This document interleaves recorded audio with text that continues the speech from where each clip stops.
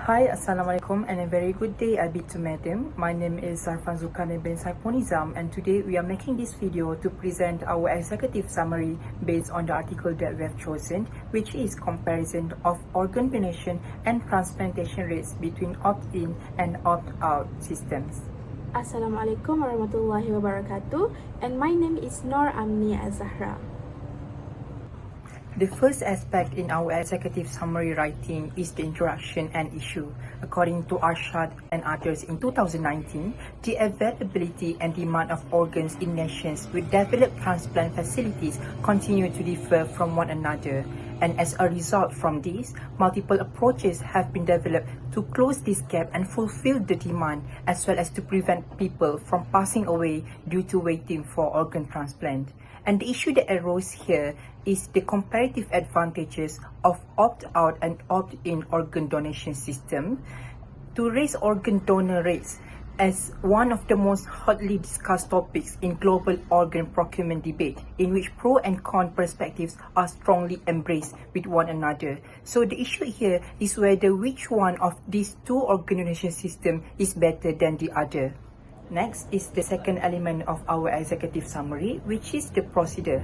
Firstly, the respondents participated in this research article consisted of 35 countries registered with the Organization for Economic Cooperation and Development (OECD), in which 17 countries are classified as opt-out countries or countries that are practicing the opt-out organ donation system, or also known as presumed consent system, and the remaining 18 countries are classified as opt-in countries or countries that are practicing the opt-in organ donation system, or also known as explicit consent system. Furthermore, is the instrument used to gather data in this article. The Global Observatory for Donation and Transplantation provided data on solid organ transplantation activities per million population, as well as organ donation rates for the following variables, among which are disease, donor rates, living donor rates, living transplantation of kidneys activity, and total solid organ transplantation activity, among other things. And this data was sought from all 35 countries registered with the Organization for Economic Cooperation and Development (OECD). The third aspect of our executive summary writing is the findings. Findings is the result from the data gathered in the research article that we have chosen. And the first finding that we can see here is the differences between opt-out versus opt-in country profiles, or the system that they are using. Okay, so it can be observed that of all 35 countries, opt-out countries only use civil law systems, with them made up 61.1% of the total, and this makes them the majority in the data gathered in the research article. And on the other hand, the minority here is the opt-in countries, which practice common law system with the statistics of 38.9%. And the difference between civil law and common law system is the legal system that they are practicing or using, in which civil law system using codified legal or law, while the common law system use the injunctions from the court. The second finding is the organ donation rates, in which all figures per million population. In comparing opt-out and opt-in countries, it was discovered that there was no significant difference in overall disease donor rates, which were 20.3 and 50.4 million population correspondingly. However, opt-out countries had substantially fewer living donors, with 4.8 million compared to 15.7 million. So here we can see that although there was no big difference between these two systems, there's still a significant difference between these two systems regarding the living donors. Moving on to our next finding, organ-specific solid organ transplantation activity, all figures per million population. Although opt-out countries appeared to have more deceased donor kidney transplant than opt-in countries, the data 30.3 for opt-out countries and 23.4 for opt-in countries did not show a statistically significant difference. However, it is found that opt-out countries had fewer living donor kidney transplants than opt-in countries, with the data shown of 4.5 and 15.2 respectively. Overall, there was no difference in overall kidney transplantation rates between opt-out and opt-in countries, with 35.2 and 42.3 respectively.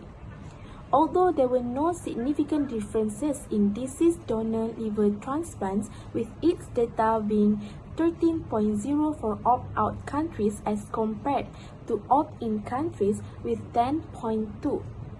Opt-out countries had a significantly lower rate of living donor liver transplantation, 0.0, compared to opt-in countries, 0.6. There were no significant differences between other solid organ transplants, such as the heart, lung, pancreas, or small bowel. There was no significant difference in total transplantation rates between opt-out and opt-in countries when the whole non-renal population was 28.7 and 20.9, or when the overall solid organ transplantation activity was studied with 63.6